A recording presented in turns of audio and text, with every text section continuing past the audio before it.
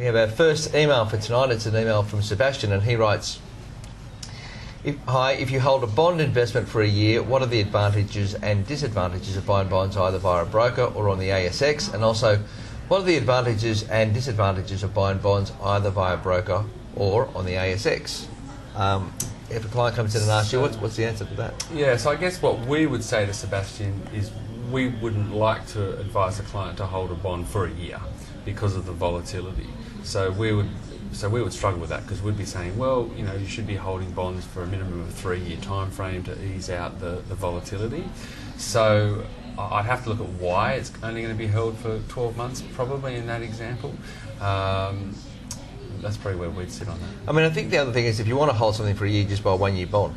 Term deposit, 1-year bond or whatever, so that will mature. Or if you've got a view that you buy something that's really liquid, you can always sell it like and you can, like a hybrid, you can sell, but I mean, what happens if that price drops during that 12 months? Yeah, that's right. But if the focus is on the fees, that's sort of a little bit putting the cart before the horse. You've got to look at the underlying credit and work out what you like. And that makes more sense. So I would look at the underlying credit, I'd look at the goals. If you can only invest short term, you have to bear the consequence of cash rates will be what in the next year, 2.5. So you're not going to get 8% returns, are you? You're not going to get, you're going to be getting unlikely 4, to.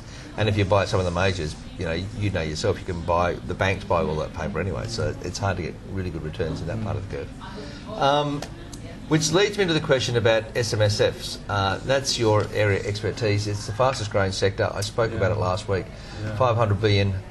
670 every month. What worries you about that? What worries you about that level of money? Yeah, I mean, and it is huge. I mean, I think it's 5 times the size as it was 10 years ago.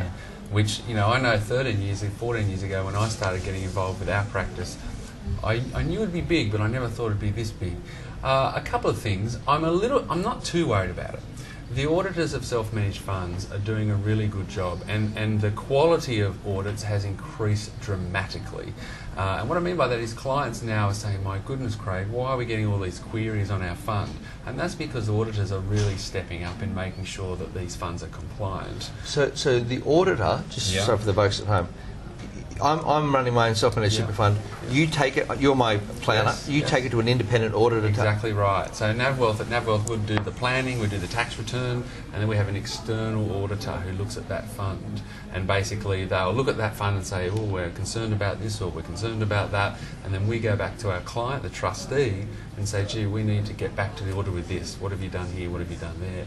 And that's really improved. 10 years ago, you'd get 2 or 3 audit questions. Now you'll get 20 audit questions. Can the client answer them?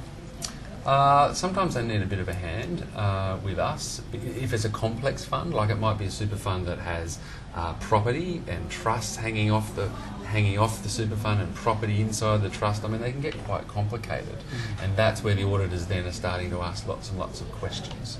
I wouldn't have thought that would be cheap to have the auditor do that. Is that an expensive exercise?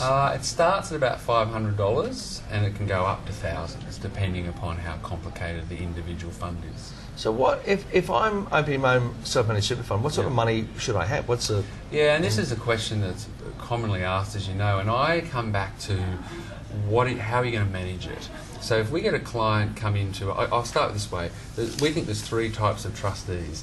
There's the absolute do-it-yourself self-managed fund trustee who really wants to wake up in the morning, get onto their computer, look at stocks and look at bonds and do the whole thing themselves. So they're going to be managing that quite cheaply because they won't be using many advisors.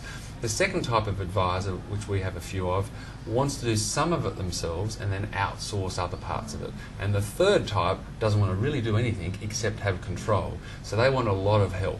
So that third type, if you're under $500,000 in your fund, it'll be more expensive than probably a retail super fund. So the size for us really starts at $500,000 in our practice. But our average fund's over $2 million. So we've got quite large funds. And yours is quite a big business, or? Oh no, not huge, but I guess because we're in Sydney on the northern beaches, we're near Mossman there. So I guess because of our location, we tend to have fairly affluent clients.